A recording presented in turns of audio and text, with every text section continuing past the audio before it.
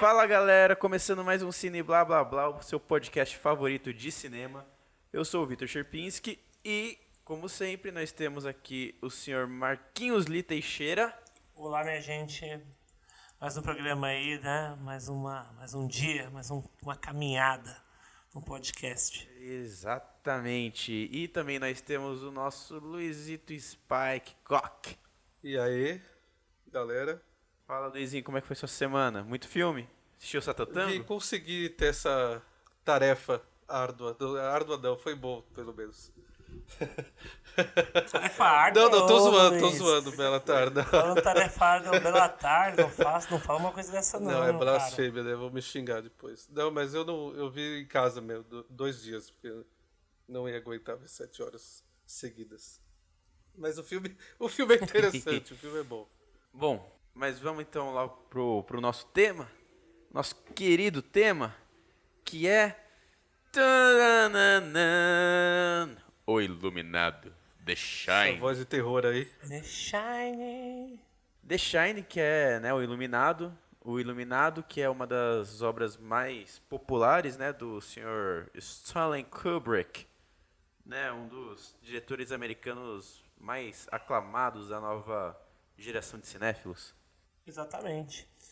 E um dos diretores, na verdade, que eu sempre falo, né, que ele fez sempre bons filmes em diversos âmbitos, né, de linha cinematográfica, em gêneros, né, então ele trabalha bem com o cinema de gênero e trabalhou em várias áreas, em várias perspectivas do cinema, né, trabalhou com filmes de guerra, Mas para Matar, o terror, né, o horror, que é Iluminado, aí fez filme de histórico, né, filme de época histórico, que é Barry Lyndon.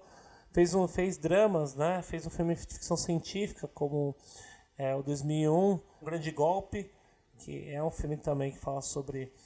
um filme, na verdade, está dentro da perspectiva de policial, né? Mas estilo noir. E tem os filmes de guerra, né? Outro filme de guerra que ele fez com o Doutor Fantástico, né? Como Aprendi a Amar a Bomba. Sim. E tem o Spartacus, outro filme histórico, né? Um filme de questão de debates, né, sociais e futurista, que é o caso do Laranja Mecânica. Então, o Kubrick é um cara que ele trabalhou em vários gêneros, né? Ele percorreu ali por vários gêneros dentro do cinema. E o de hoje, né, como o Victor falou agora no começo do podcast, é para falarmos sobre Iluminado, The Shining. Luizito, dá pra gente aí a sinopse do filme, por favor? Achei uma sinopse bem interessante aqui, tá? Um escritor em crise, um hotel assombrado e uma família à mercê do mal. Legal essa sinopse. Essa sinopse. Nossa, basicamente É isso. cara. E é isso. E é isso. Acabou o programa, gente. Tchau. Foi muito obrigado. Essa sinopse resume basicamente o filme inteiro. Que bela sinopse é essa? Mas, achei do making off essa sinopse. Tá só... Não, foi... Nossa, E esse foi o programa mais rápido do Cine Blá Blá Blá. Encerramos por hoje, né? Tô zoando.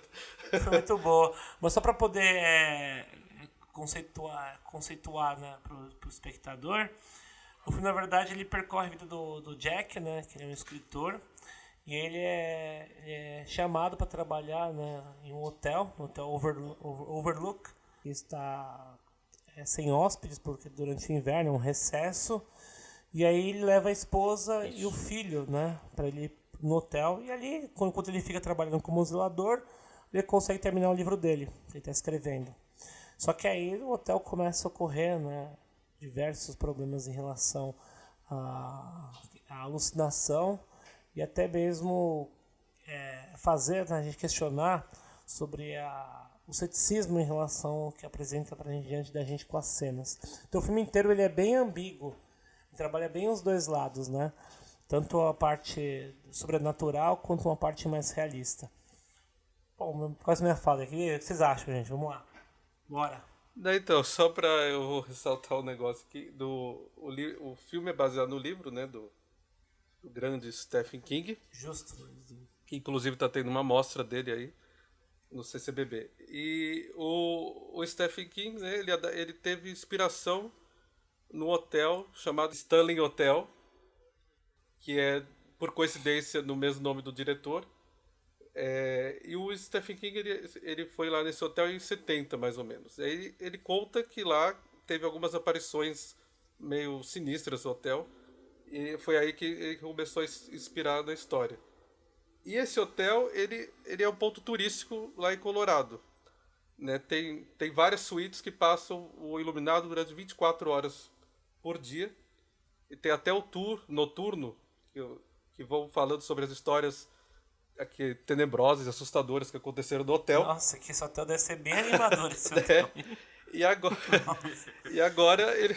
Deve ser bem animador, hein? Né? Imagina. Realmente, eu vou passar minhas férias com a família num lugar onde... Você só passa iluminado. Iluminado, né? Imagina Deve você ser pegar terrível. o quarto do lado. Iluminado, até parece. Tá bom. Imagina você pegar o quarto do lado de onde tá tendo a projeção. Não, imagina você pegar o quarto 237, né? Imagina pegar o quarto Mas tem 237. esse quarto, tem esse quarto, 217, porque mudaram, né, no filme.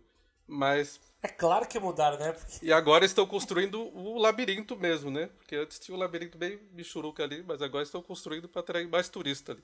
Enfim. Realmente isso é muito louco. É, jamais me... pra gente que eu vou. Não me hospedaria nesse hotel jamais, mas tudo bem. Mas Aquela coisa, né? All work and no play make Jack a do boy. ouvir os gritos, né, do corredor é bem estranho, né? E tem a história que o Jim Carrey hospedou nesse hotel por causa do filme Debi Lloyd e diz que jamais vai voltar lá. Tem várias histórias, pode ser Carrey é mitos. tudo doido, né? Jim Carrey também é outro doido, enfim. Mas o Iluminado é o terceiro livro do Stephen King, né? Que ele primeiro escreveu Carrie, depois foi A Hora do Lobisomem. E esse livro causou certa briga, né? Entre Kubrick e o Stephen King, né? Porque o Kubrick pegou o livro do Stephen e fez fez a la Kubrick, né? Ele catou assim e falou assim, ó, vou colocar só o que eu acho que é legal. Assim, que eu acho interessante, né? Aí o Stephen King não concordou. Porque sim. ele mudou o ponto da visão da história, que eu acho que deixa as coisas muito mais Mas assustadoras, justamente, enfim. o Stephen King também ele questionou não só a maneira como foi adaptado, como também o próprio Jack Nixon, né? Que ele foi contra o do papel, né? Então, eu tava vendo, porque eu vi, né, que ele falou que o Jack Nixon ele não gostou, porque desde o começo você já acha que o cara é um psicopata. Eu não acho. Eu fiquei prestando atenção no filme justamente por causa dessa fala dele, fiquei prestando atenção no Jack Nixon. O Jack Nixon, ele só parece, até mais ou menos um pouco mais da metade do filme, um cara que não suporta a própria família. Tipo, ele tá num relacionamento, tanto com a mulher, né, quanto com o filho, que ele não quer estar lá. Não, sim. Porque a vida dele é miserável, né? Então, tipo, ele projeta isso na família.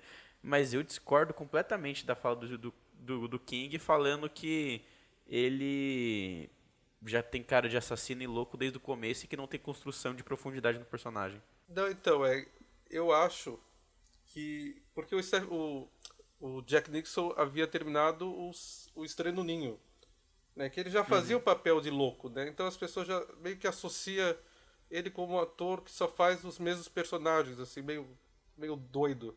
Então... Isso é. Então, como colocou lá, então todo mundo já fala, ele vai ser mais um louco ali do hotel. E essa coisa meio overacting, muito carregado. Na verdade, eu acho que é isso.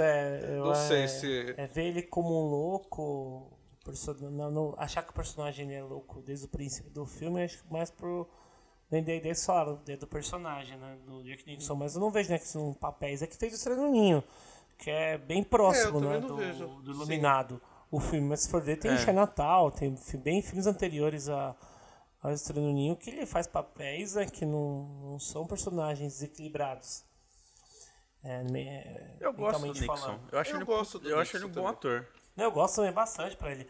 A cena que ele sobe a cena, que ela tá a Wendy, né? Que ela tá com um taco de beisebol ali, ela tá se afastando, ela tá subindo a escada. Ele começa a falar, né? Light of my life. Essa parte é muito legal. Light of my life. I just gonna dash your brains. Tipo, só vou... Eu não vou, tipo, não vou te machucar. Eu só vou esmagar quebrar sua cabeça. Eu vou esmagar o seu cérebro. Eu não vou te machucar, só vou esmagar o seu cérebro. Só, né? Mais nada do que isso. Eu acho que a carinho com o Jack Nixon, uma puta interpretação dele. Né? Você vê a Shelley Duvall assim, bem recuada, ele bem pra cima dela, né? Não acho carregado demais. Eu acho que tá bem o papel dele. Tá. Assim, ele só não consegue bater o melhor filme dele, que é, Tratamento de Choque, né? Mas tudo bem. A gente Nossa, releva. meu Deus do céu. Por que você foi lembrar disso, né? Nesse Heresias, exato né? minuto. Não devia Heresias nos começando relembrar agora. desse momento. Perdoa essa pessoa.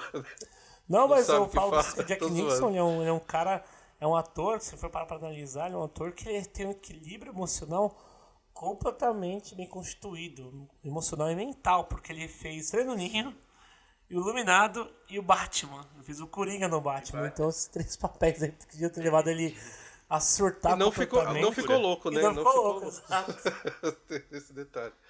Conseguiu superar isso. Tem aquela lenda, né, que o Jack Nixon chegou e falou pro Heath Ledger, né, que, tipo, ô, toma cuidado com esse papel aí, porque o Coringa, ele começa a tomar conta do seu corpo quando você interpreta Reza ele. a lenda, né? Essas lendas aí permeiam. Isso é verdade. Sobrenatural. Você falou do Jack Nixon, da atuação dele, né, que ele trabalha muito no, né, nessa, que ele sabe concentrar muito bem, né, as habilidades dele de ator, né, mentalmente, fisicamente. Eu acho que ele consegue criar uma atuação que é muito específica dele, que ele fica no limiar, que todo mundo vê ele como louco, e uma atuação, tipo, mais contida. Tipo, ele sempre tá andando entre ali, entendeu? Mas ele não transpassa esse lado, assim, sabe? Tipo, ele nunca é muito over e nunca é muito menos, entendeu? Ele sempre tá, assim, na medida certa, quase indo pro over, mas não vai. Quase, mas não vai. E até porque o próprio Kubrick, né, gosta muito de trabalhar com planos fechados, de rosto, né? Então eu imagino que é um trabalho bem Ele é muito difícil. expressivo, né? Ah, não, É sim. bem difícil fazer um filme como esse, né? Vários takes da mesma situação, deve ser bem complexo o negócio ali. E Eu vários imagino. takes sequência com Steadicam, né? Tem bastante Steadicam no filme, né? Um dos primeiros filmes a ter trabalhado com Tem Steadicam uns foi puta plano Iluminado. sequência. O plano sim, aqueles planos sequências que tomam o corredor, né? Quando o Danny tá no triciclo, e várias vezes tem essas cenas repetidas dele andando com o triciclo pelo corredor, encontrando as gêmeas, né? As filhas do ex-zelador que foram assassinadas, o quarto dentro do 237, então tudo isso tem vários planos sequências, mas eu ia pontuar um fator que é muito importante que o Luiz falou. Usaram no Rock o Lutador. Foi o primeiro filme a usar esse método, né? Que ele até chamou o mesmo operador, o criador do Steady para operar no filme. É como, só pegando o gancho que o Luiz falou da conversa, né, em relação aos planos, né, de close e close-up, os planos fechados, né, do Kubrick, porque nesse filme é um filme que tem um ambiente, né, um cenário extremamente extenso, é um casarão, um hotel, e é um hotel, e é um hotel real. E tem ali só 3 personagens que trabalham, né, dentro do hotel em todas as cenas.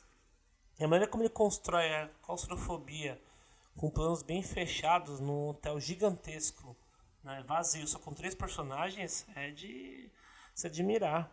Para mim é um trabalho, no Iluminado, dos trabalhos do Kubrick, para mim é um trabalho notável em relação à questão de condução de câmera, para manter esse equilíbrio de claustrofobia.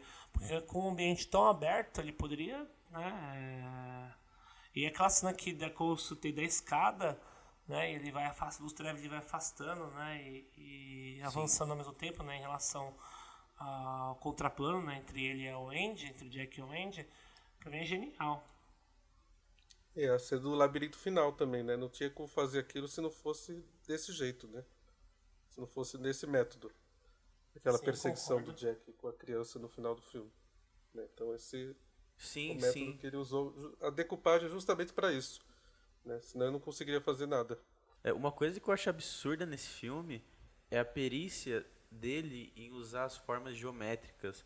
Porque ele dá uns zoom out e algumas vistas de cima, né, do próprio hotel, essas coisas, que são assim, é o labirinto que é super geométrico, assim, encaixa direito na cena, é o chão do tapete do hotel também, que tem as formas geométricas, que isso orna tão bem com os enquadramentos que ele faz e com a estética toda que ele criou do filme, que é um filme, assim, lindo de assistir, né? É lindo de assistir fotograficamente falando. A gente não consegue nem não tem como se desmerecer o trabalho de fotógrafo do Kubrick, né? Porque esse cara é animal. Assim, é um quase Tarkovsky. O perfeccionismo total, né? Que quer fazer tudo. O ponto de perspectiva do Kubrick, né? Pra mim é um dos filmes que melhor, assim, não melhor, mas pra mim é um dos filmes que tem os planos mais bonitos construídos com o plano de um ponto de perspectiva do Kubrick. Pra mim é genial. Genial, aquela cena do labirinto que ele fica olhando, né? A mãe e a criança tá lá em miniatura. Nossa, eu acho que Exatamente. aquilo nasce demais. Eu fico perguntando como foi feito aquilo. Eu queria super entender, porque é muito louco aqui. Né? E eu acho uma coisa muito interessante, né? Que a gente tava falando do Jack, né? Do Jack Nixon. É a construção da personagem dele, né? É um desenvolvimento da personagem que ele vai, assim, né? Ele tá lá, ele gosta da família dele e tudo, mas você vê que ele tá incomodado, entendeu? Provavelmente ele tá incomodado com a vida dele, que nem eu disse. Projeta isso, né? No carro, ele parece uma pessoa sempre muito nervosa. Só que a progressão da loucura dele é brilhante nesse filme. Que ela vai numa suavidade, ela vai num crescer assim, que quando você chega, você fala, caralho, mano, já aconteceu tudo isso. Tipo, ele já tá vendo fantasma no hotel. Eu gosto pra caralho. Essa construção que vai aumentando, né? Porque também é o escritor, né? Parece que sofre meio bloqueio de alguma forma. Ele não consegue criar, né? Ele tá lá para poder Sim. criar alguma coisa e não vem nada, né? Tudo na mente dele acaba não conseguindo escrever. Ele depende daquele hotel para isso. E é o que o pessoal fala também, né? Na verdade, você vê ali claramente um síndrome que chamam de síndrome de cabana, né? Quando uma pessoa ela tá tão isolada, tão comprometida, né, no processo interno de isolamento, que ela começa justamente a criar alucinações, né? E começa a surtar e ter surtos psicóticos de alto níveis. Então, é o que leva também a trazer essa ambiguidade para o filme, que eu acho interessante do Kubrick. Porque durante muito tempo você crê que tudo aquilo que está acontecendo seja um processo ambíguo de realmente, será que o hotel ele é assombrado, tem essas entidades, né, tem esse fantasmagoria no hotel, ou se realmente é um surto, né, do personagem que está ali, né, enclausurado, né, e ele começou a surtar e criar essas alucinações. Então tudo isso é questionável. Sim. Isso que é importante do filme, né? Eu tava assistindo, né, reassistindo, né, pra fazer esse podcast. Eu fiquei pensando o quanto que provavelmente o Jack, ele não pode ser um iluminado também, porque ele é tão sensitivo quanto o Danny, né? E a mulher dele, ela só começa a ter essas visões fantasmagóricas lá pro final do filme, quando ela também já tá meio zureta das ideias por causa do terror que o Jack tá botando nela, né? Então eu fico pensando o quanto que são as assombrações, talvez mexendo com a cabeça dele, ou se talvez o Jack poderia ser tipo um iluminado e por isso que ele tem uma sensibilidade muito maior.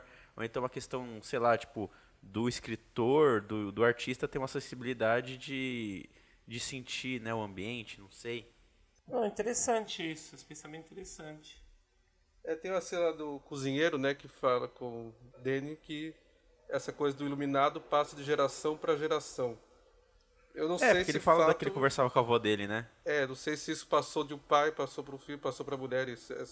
Todo mundo fica com essa questão de telepatias, né, de certa forma. Não sei se isso tem a ver. Falando do cozinheiro, eu gosto muito do ator e da personagem. Eu acho que nossa, o cozinheiro. Eu acho que o cozinheiro é minha personagem favorita desse filme. Engraçado que o cozinheiro já fez o filme com o Jack Nixon no Estranho do Ninho, né? Os dois estavam juntos. E o cozinheiro a todo momento, né? Ele fica. Sim. Mas é interessante porque a todo momento ele tem, na verdade, sensibilidade, como o do Danny, e toda hora ele tenta voltar com ele de volta realmente pro hotel. Não dura muito tempo, né? Porque ele sente, né, uma ligação com o Danny por ser um outro iluminado, né? Ele sente uma obrigação.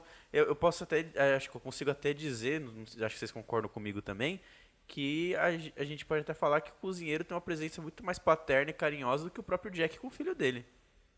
Sim, concordo. Sim, também enxergo.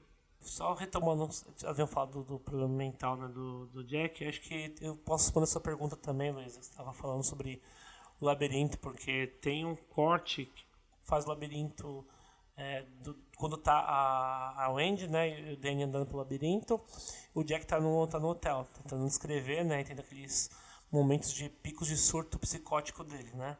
E aí ele tem um corte, né, uma ligação na montagem, um corte entre ele vendo ali na planta, né, o labirinto, né, não sei se é uma planta ou uma maquete que ele vê o labirinto, e aí você vê... Uma maquete. Uma maquete, né, isso, uma maquete. E aí você tem aquele corte pra Andy e o Danny passeando pelo labirinto. Além de ter tudo esse... eu creio que o labirinto ele mostra esse estado mental do personagem. Tem um redemoinho, né, de ligações de caminhos, então eu acho que o labirinto ele traz essa ideia de, sabe, totalmente de confusão, né? Mental. Fora também que o labirinto ele está associado à mitologia grega também, né? A mito do Minotauro. O Minotauro, que não, ele é Exato. uma criatura, um monstro que devora mulheres que são levadas até que, né, o Teseu, o herói grego, chega e mata o Minotauro, né? Mas é um monstro, uma criatura, né? Você vê que essa analogia que você está fazendo é muito boa, Marcos, porque o labirinto representa a cabeça do Jack, né? E ele morre no labirinto, meio que fazendo uma associação que ele morreu por causa do próprio cérebro, né? A própria loucura dele que matou ele. Isso é verdade, não, é verdade. Ele morre no labirinto, é verdade. Ele morre e não consegue sair de lá. Ele não consegue sair da própria cabeça, né? Ele é tomado por tudo aquilo. Uma coisa que eu fiquei analisando quando eu revi o filme, né? Que é um terror muito claro, né? Tipo, não é um terror escuro, né? E isso é uma coisa meio fora da curva do terror dos anos 80 e final dos anos 70, que tudo é muito escuro. O medo era mais uma casa assombrada. O hotel não tem uma aparência de medo. Não dá pra você sentir medo do hotel. O hotel é uma aparência agradável. E tudo e não tem susto do filme. O único susto é a morte do cozinheiro, né, no meio do filme. E você não tem susto no filme inteiro, né? É que é um filme de tensão, né? Não é um filme de jumpscare. Então, mas é que na hora de vender o filme, né? Você vende um filme com um cinema de terror. E eu não vejo essa coisa de um terror como era comum nessa época, né? Mas eu acho que do terror safonelo, dos que estão tá muito claro, eu acho que não é do Kubrick, por exemplo, se você pegar o cinema italiano, né, o terror italiano, o Giallo, ou até mesmo os filmes o Suspiria, né? Você pode pegar o Suspiria. É muito colorido. Ele é colorido, né? O Suspiria é completamente colorido, né? Ele te afunda nas cores. Que, por sinal, um filme que merece um podcast um dia, hein? Suspiro do Argento. A gente podia fazer. Que filme maravilhoso. Fica aí pra quem estiver ouvindo a gente. Se vocês gostarem da ideia, comentem na página, @cine blá blá blá. Se vocês gostariam de um episódio da gente falando uma comparação entre os dois Suspiria. O que eu acho que ele trabalha muito bem nesse filme, pra dar essa sensação de tensão, né, e terror, eu acho que, além das personagens, né, da atuação, a música é muito importante. A música e a montagem, assim, eu acho que são essenciais para fazer esse filme ser o ótimo trabalho que o Kubrick fez. A montagem eu achei muito boa, que assim, tem cenas, né, que é clássico, caralho, é 4, mas o trabalho que ele faz com a steady, né, que é da fotografia em paralelo, alguns outros planos, né, quando o Danny tá tendo as visões dele, é uma montagem que faz o espectador entrar naquilo e ficar aflito, entendeu? A cena em que o cozinheiro tá tendo uma visão junto com o Danny, que meio que como se tipo, o Danny estivesse contando o que tá acontecendo lá. E em paralelo, eu acho que estava acontecendo do Jack entrar no quarto onde o Danny foi estrangulado, né? Que ele falou que tinha uma moça lá. E ele vê a moça e ela tá, tipo, né? Começa a pegar ele e tudo. E depois ele vê que é uma velha apodrecendo, né? Nossa, é uma tensão, porque entra a música de fundo e entra uma montagem, aí é o cozinheiro, o Danny, o Jack, o Danny, cozinheiro, pá, você fica... Caralho, que da hora. Essa sensação da música eu gosto muito também, né? Eu tava revendo A Bruxa, e A Bruxa também tem uma música muito parecida com a do Iluminado, por sinal. meio os cantos, né? Meio assustadores no meio do filme. Porque pra causar atenção. eles se utilizam de. Eles se utilizam de trilhas sonoras um pouco mais experimentais. O Kubrick gostava disso, ele não gostava. Não vou dizer que ele não gostava, mas você vê que muitos filmes dele, ele não usa aquelas músicas do cinema mesmo, sabe? Aquelas melodias grandiosas, né? Acho que ele usa um pouco mais no Laranja Mecânica, que eu me lembre. Que no resto, de olhos bem fechados também, assim, é uma coisa muito minimalista.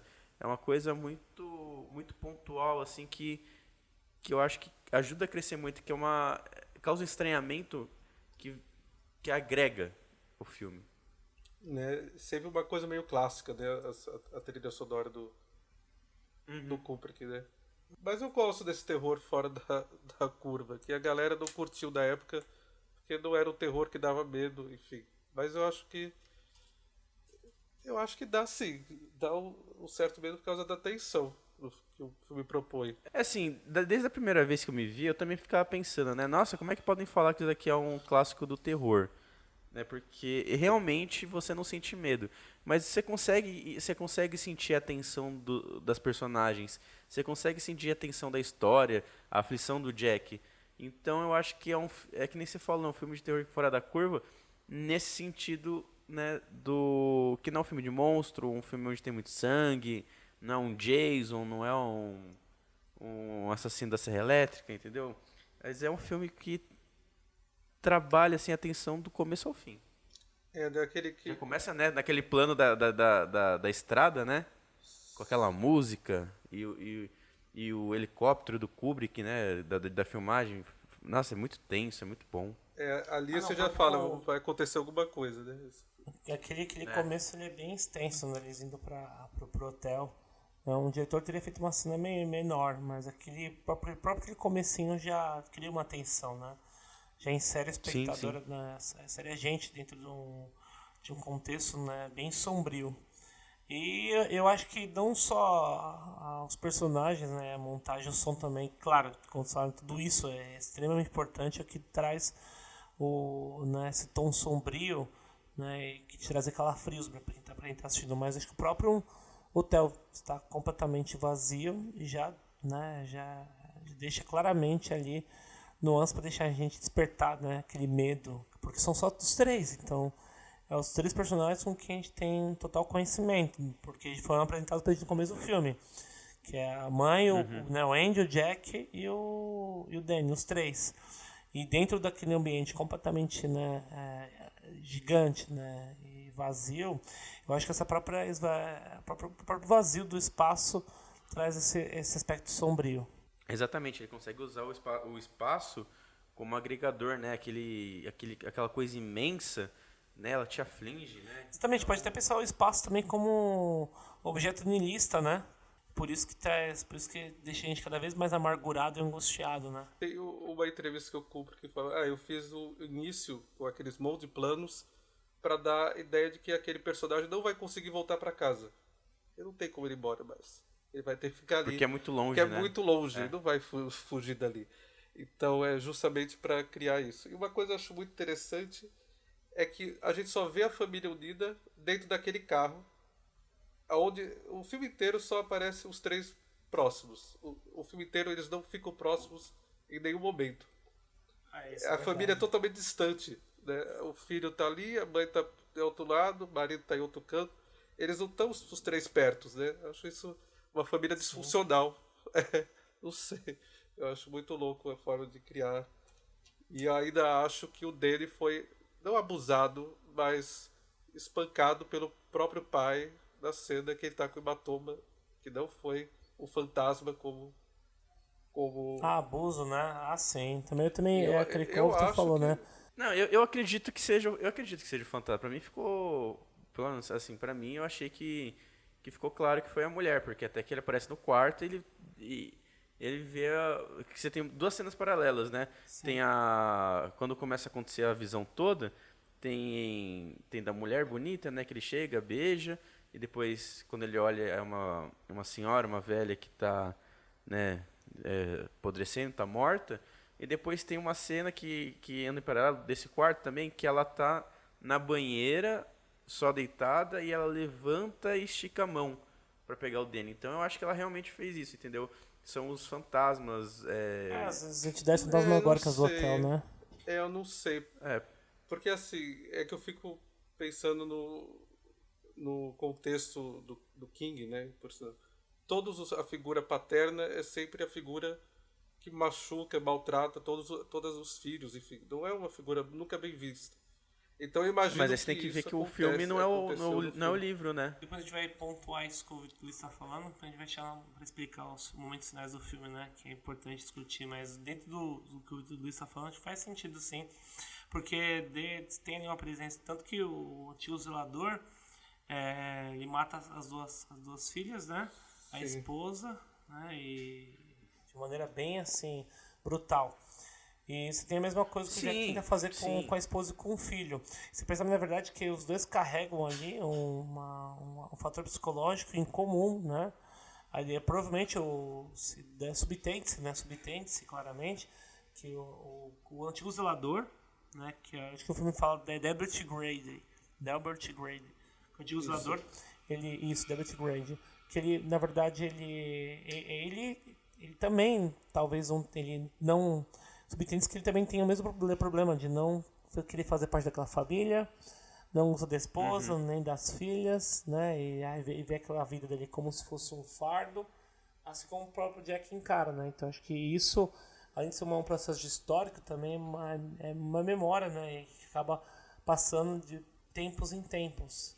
Então, mas assim, eu concordo, entendo da questão do King, mas a gente tem que ver que esse é um filme em particular em que o Kubrick, ele colocou a mão dele em muita coisa, entendeu? Até que o filme é outro, né? Você vai ler o livro e vai ver o filme, são coisas bem diferentes. Sim. Não, isso sim. Então eu não sei se essa questão do pai no filme é a questão que o Kubrick queria trabalhar também. Pra mim, ele deixa claro que ele tá contando uma história de terror de um cara que tá ficando louco. Eu não acho que foi ele, até porque também o moleque ele aparece depois quando ele tá dormindo e ele fala que foi a mulher. Eu não sei. É porque eu vejo aquela cena que ele tá sentado no colo. Não me deixou dúvidas. É que ele tá sentado no colo do pai, aquela cena eu acho meio estranha, na verdade. É que o menino fala, você vai machucar a gente, né? Daquela forma. Eu vejo ali que ali houve alguma coisa ali mal explicada depois. Aí aparece o menino chupando o dedo lá, entrando no corredor. Aí eu analiso que alguma maldade o pai fez. Não sei. Não, pode. Eu também não. Eu fico não dessa acho que seja questão, isso, dessa mas dúvida. eu concordo com essa interpretação sua. É viável sim, Luiz. Acho que é viável dentro do que o filme propõe, vamos fazer essa ambiguidade que o filme coloca, é plausível essa cena. Não sei, eu não sei lá. É o que eu penso. E falando sobre a tensão de alucinações, né? A alucinação que eu mais, pra mim, a pior alucinação do filme, né? Agora fazer igual o Hermes Renato, né? Fazia. Tira a criança da sala. Que você verá agora, que você ouvirá agora. Tô brincando. Mas tem uma cena que pra mim ela é bem bizarra, né? Que é quando o Angel abre uma porta do hotel, num dos quartos, né? E vê alguém vestido de urso fazendo sexo oral em um dos hóspedes do hotel. Sim. Pra mim, essa cena é a coisa mais bizarra possível. De todas as alucinações. Sim, eu olhei pra aquela cena. Eu tinha esquecido dessa cena. Não tem como esquecer essa cena. Essa cena é a mais bizarra que eu assisti esse filme. É estranha mesmo. Não sei quantas vezes, eu assisti umas 8 vezes. E até hoje eu me pergunto o que o Kubrick quis passar com aquela cena de alucinação. Porque não é uma alucinação comum pra mostrar a fantasmagoria do hotel, né, os elementos sobrenaturais. Não. É alguém vestido de urso pra fazer sexo oral. Tipo um urso boqueteiro. Não dá pra entender isso. Não sei. Gente, mas parece isso, um urso boqueteiro. O que eu acho não que, sei assim, agora. pensando agora pra ver o que talvez possa ser o ursinho boquinha de veludo, eu acho que pode ser um negócio que aquele hotel em si, ele já é muito estranho, tem muitas histórias estranhas que marcaram lá, entendeu? Então provavelmente é como se fosse pensa como se fosse um Jolly bem fechado, só que naquele hotel, entendeu? Tipo, onde o pessoal faz uns negócios estranhos. Mas o urso Acho que devia ter o isso. urso é muito estranho, ele foge completamente É muito estranho. da régua da estranheza do filme. Porque assim, você tem uma régua. Você põe uma régua no Iluminado, né? Sobre elementos sobrenaturais. De repente você vê um elemento ultrapassando essa régua. Tipo, já não tá mais no Gente, nível gente, colocado. daí é o filme que. Sem esse filme não teria Donnie Darko, Assim, velho. Porque esse urso, na verdade, é o coelho. Bem Então, por aí, esqueci eu do nome vou dela. pedir desculpas porque eu não lembro quem eu li isso uma vez, faz um tempo já. Eu não lembro de quem fez esse texto, ou se alguém estiver ouvindo e conhece. Peço desculpas porque eu não lembro agora a autoria, né, mas eu ouvi dizer que essa cena, né, a última vez que eu li, não lembro onde, eu li que essa cena ela tem a ideia de que o urso representa a infância, e a partir do momento que o urso está ali fazendo sexo oral num dos hóspedes, é como se o hotel estivesse retirando uma infância e inocência que existe ainda naquele lugar. Meu Deus. Não, o pessoal pira, né? Acho que usa Meu, muito brisa doce, louca, sei assim, lá. Usa uma uns brisa trem louca. doido. Não, cara, Não, mas o que sei. mais tem no porque- Iluminado é isso, né? Teorias conspiratórias, né, Luiz? O que mais tem, né? As interpretações Não, porque loucas. tem a versão do diretor que tem a cena que a Wade sai do corredor e vê um monte de caveira sentada. Eu fiquei olhando aqui. Ainda bem que ele cortou aqui, porque também não faz muito sentido, mas ele deixou o urso. Ah, não, mas a caveira... eu queria caveira do que o urso sentado sim. fazendo sexo oral, pelo amor. As caveiras sentadas é tipo um fantasma se divertem. Eu fiquei uma coisa meio comédia, né? Tem umas caveiras sentadas ali. Parque de diversão. O urso também, pô. Se bem que não, se bem que o urso, sendo urso, dá até um certo medo, assim. Não, dá, Do nada dá, ele você fala, para e cara, olha assim pro corredor. Você tá louco, velho. Parece coisa de Deep Web. Parece de Bill Parece Web, coisa de Deep certeza. Web. Nossa. Pega essa cena aí, deixa em preto e branco, chuviscado, granulado e joga na internet pra você ver. Só essa cena. E aquelas músicas Isso, porque aquelas com- músicas ao joga e contrário, né? fala. Tipo, sei lá, cria um título pro vídeo no YouTube. Se as pessoas não sabem que é do Iluminado, pode ter certeza que a galera vai morrer de medo desse negócio aí. Ó, o Cobra que vai pegar Vai, sua perna vai. aí. É bizarro. Então, essa do urso é complicada, né? Eu acho bizarra essa do urso. Mas tem uma, né, dessas teorias de... Não teoria conspiratória, mas interpretações que é válida, né? Tem uma que o jornalista, né, Bill Blackmore, em 87, ele postou, né? Ele fez uma crítica do Iluminado no jornal The Washington Post, que ele fala que o Iluminado seria uma metáfora, né, do genocídio, né, das tribos indígenas nos Estados Unidos. O primeiro fator é que o hotel foi erguido sobre um cemitério indígena. Isso já é um ponto importante que confirma, né, essa análise dele. O segundo é que você encontra, isso é verdade, você vê em diversos momentos do filme quadros, né, o próprio carpete espalhados pelo hotel que fazem referência à cultura indígena americana, né, cultura norte-americana, no modo geral, né? E ali tem depois a cena do elevador, que ela abre, aquela onda de sangue, né, cena pelo elevador. Então todos os elementos ele descreve como sendo uma análise, né, sobre uma crítica justamente ao extermínio de povos indígenas. Eu acho isso bem plausível. De todas as interpretações que eu vi em relação ao filme, para mim essa é mais plausível, né? Essa eu acho interessante. Naquela época eles tinham um negócio, né, de construir coisa em cemitério indígena e bater o karma lá, né? Total. Mas você acha que isso acaba sendo um estereótipo muito pejorativo, né? É tipo, nossa, os índios mexiam com coisas além do normal e agora, tipo, mesmo tendo... Tipo, a gente fez em cima de Eu um... não vejo como pejorativo. Eu acho que se a hotel ali fosse um cemitério indígena e sim, esse misticismo tá se vingando. Não, é porque assim, parece que ele meio que exotifica o índio. Parece que ele coloca lá, tipo, é um negócio estranho que faz mágica, sabe?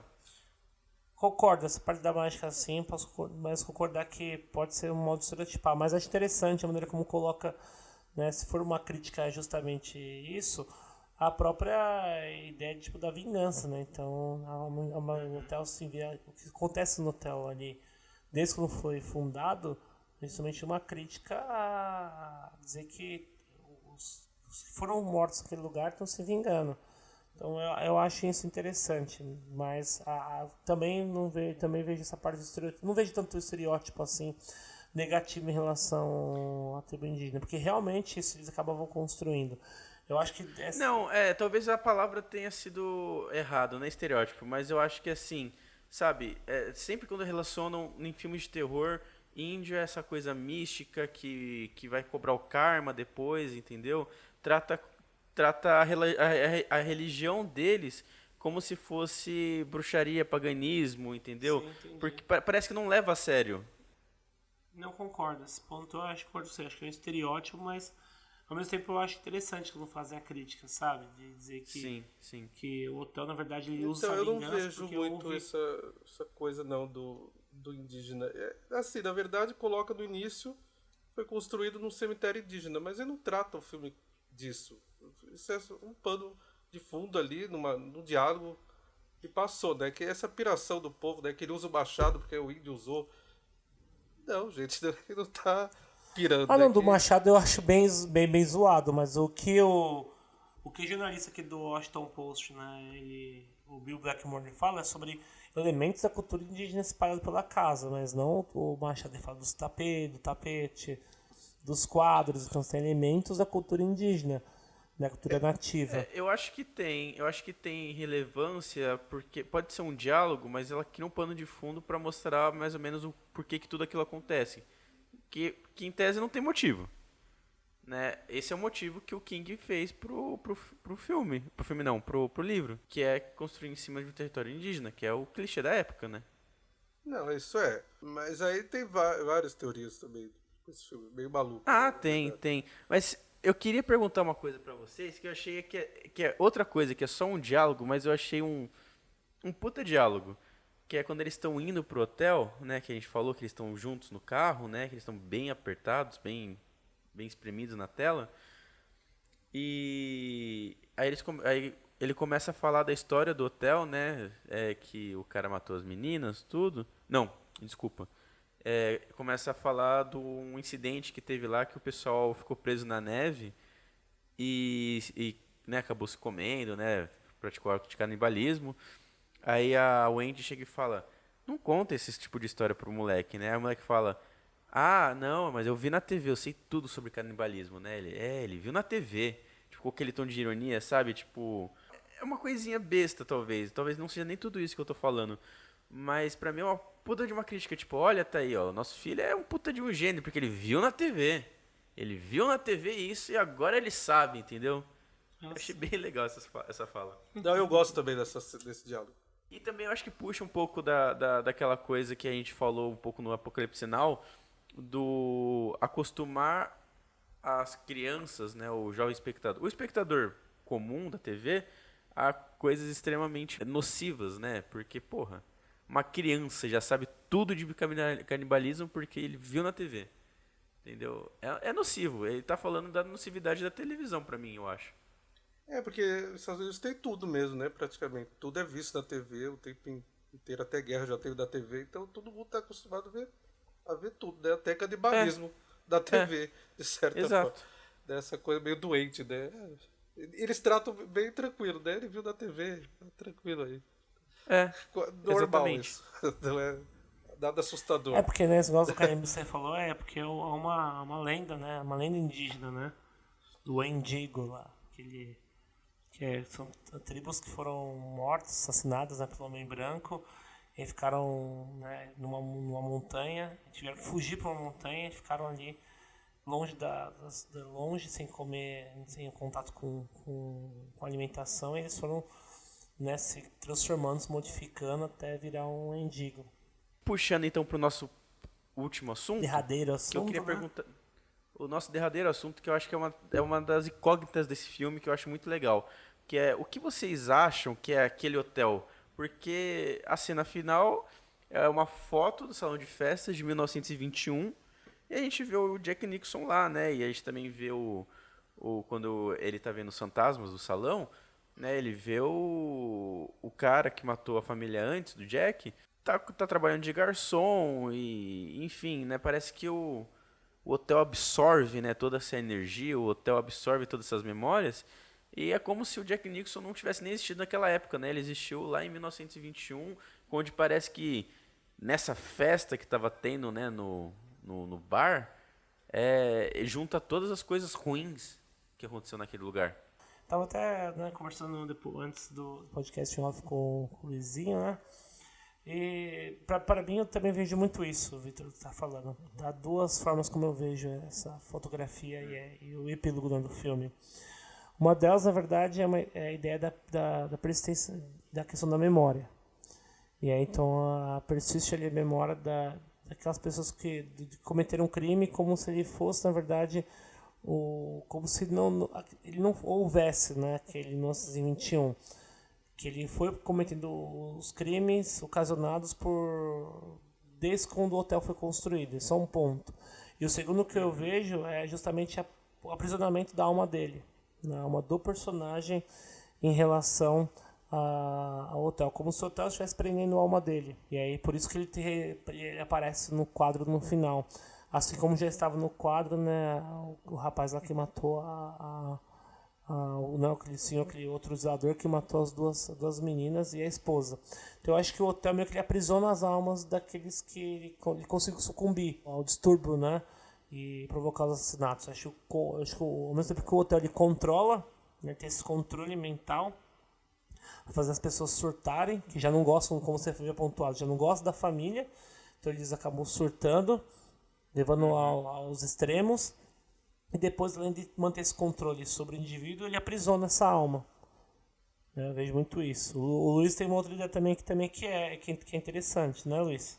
Eu acho que é o último pensamento dele antes de morrer na neve, que ele imagina que ele quer ficar dentro daquele hotel de alguma forma. Então ele imagina aquela festa e ali ele tá lá naquela fotografia e ficou. Um pensamento.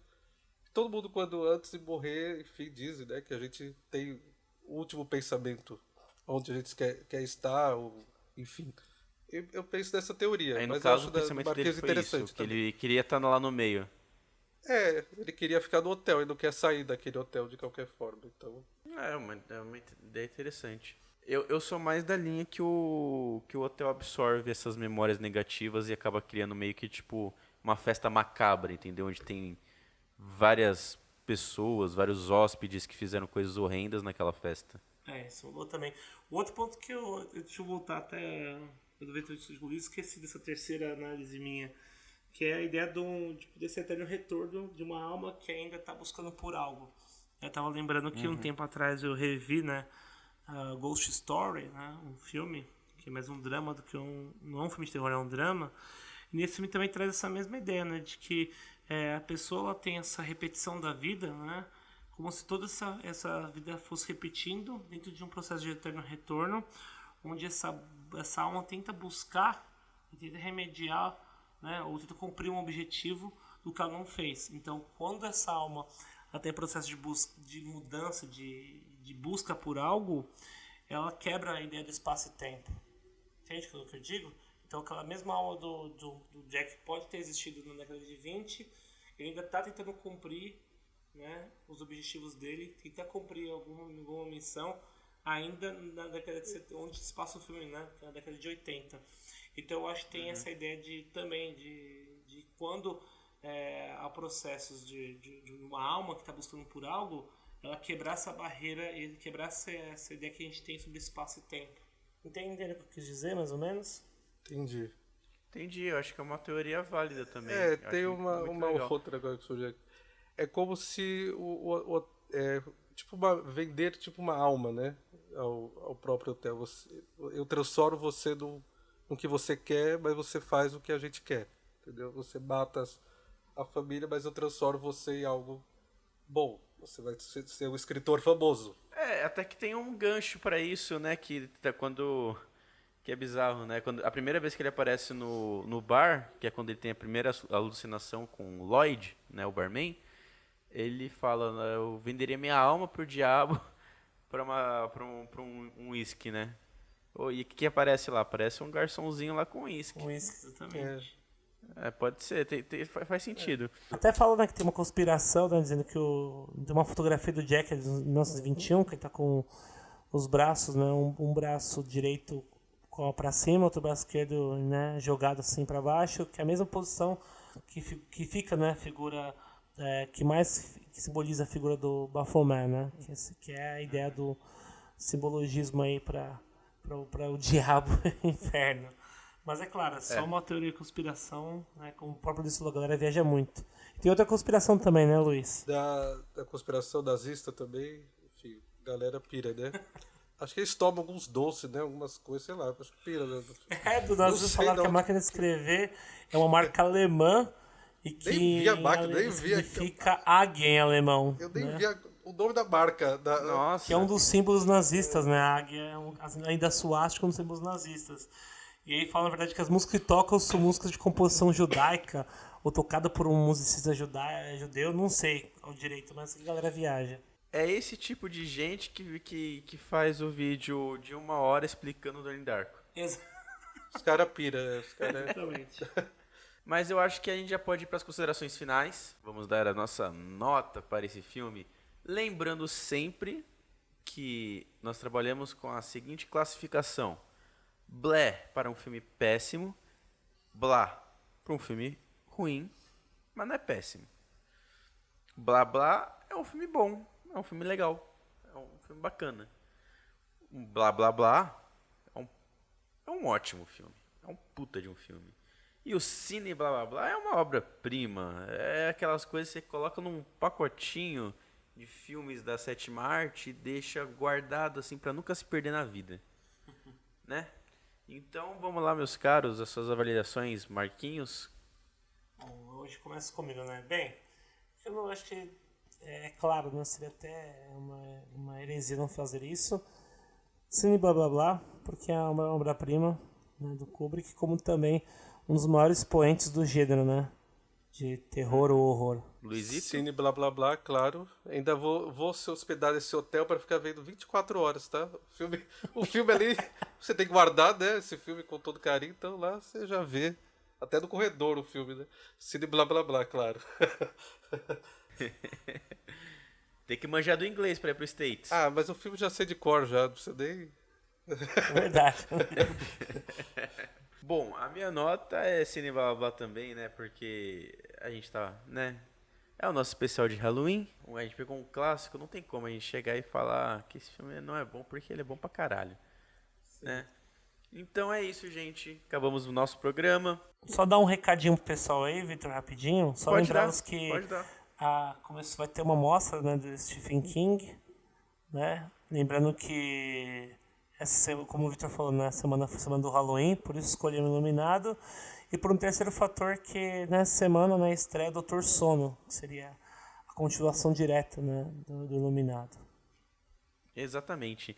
Então, Marquinhos, o que o pessoal tem que fazer para estar informado sempre nos filmes que a gente fala, saber curiosidade? O que eles têm que fazer, Marcos? Pessoal, então, visitando a página, né, no Facebook, né, assim, blá blá blá, no Facebook, se inscrever, não é só curtir na página, mas se inscreve lá, segue a gente, segue na página, se inscreva, né, tanto nas plataformas, né, digitais que disponibiliza todos os programas. Segue a gente para sempre estar, né, receber os episódios no seu conforto. Exatamente. Celular. Participe das perguntas, do que a gente coloca assim para vocês, disponibiliza.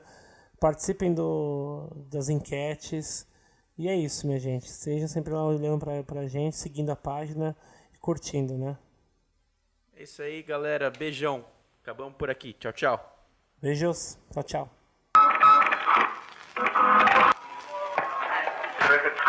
Oh,